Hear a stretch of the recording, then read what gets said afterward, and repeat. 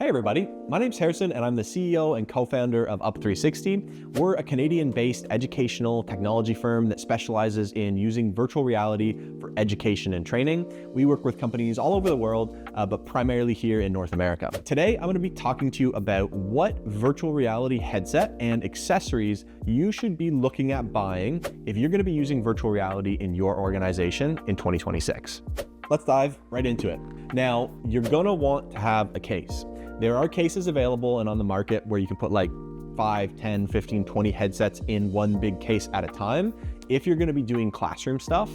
But because we mainly do deployments where companies are giving headsets to their employees, or we're shipping like 1 or 2 headsets, directly to learners themselves, we like to use these Bobo VR branded carrying case.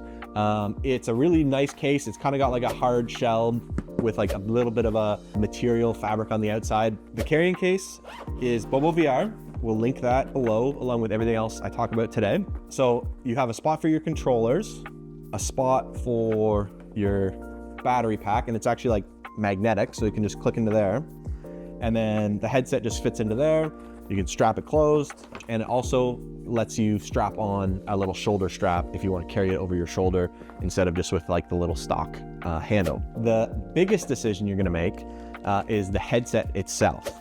So we use still the Meta Quest 3, usually the 512 gigabyte version, for a number of reasons, mainly because our projects do have a lot of VR video components to them, so that tends to eat the memory up quite quickly.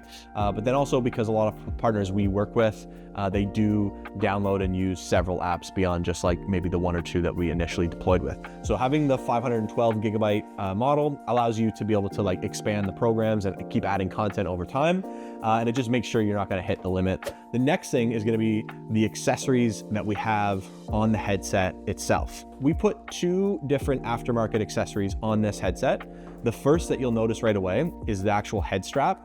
Again, the head strap we use is the Bobo VR head strap with the battery pack. So I'll grab the battery pack here. That battery pack basically just like flips on to the headset like that.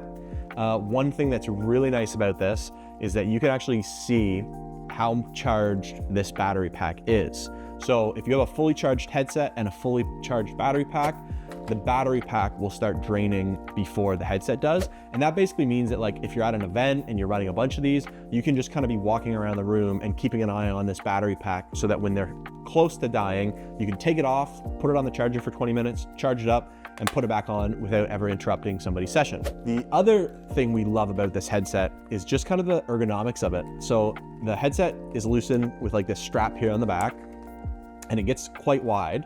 And then if you have glasses, you can basically just like open this up like that, put the headset over top of the glasses, and then bring this piece down and tighten it up. And then also for developers or for somebody that like wants to peek out while they're in a session, they can kind of just like lift it up like this. And if it is tight enough, it kind of sits on the head. So it works both ways really nicely. Takes the weight off of like the front of the headset, and then there's not that like awkward pressure around the side of somebody's head with like the little default strap that it comes with. So ergonomically, it's great. Functionally, it's great for the battery life and like extending it. The last accessory that we put on is a silicone face pad. And this is one that oftentimes people overlook, and that is a huge mistake because the default face pad that these headsets come with is made out of like a foam material, and it is really comfortable, but it absorbs sweat. And I've been to conferences where people do not have one of these changed out, and you put the headset on, and honestly, it smells gross. So if anything, do not forget to get that insert. And I'm gonna take it out so you can see what it looks like that sits on there. It's this whole piece that you buy directly from Meta. You can get some aftermarket ones, but this one by far is the best. And it's just really easy to wipe that clean in between uses.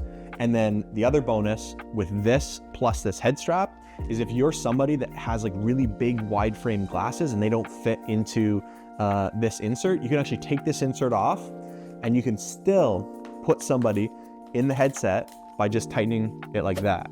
So that's the headset, that's the head strap and the face pad. Next, we're gonna talk about 2 other critical accessories you do not want to forget.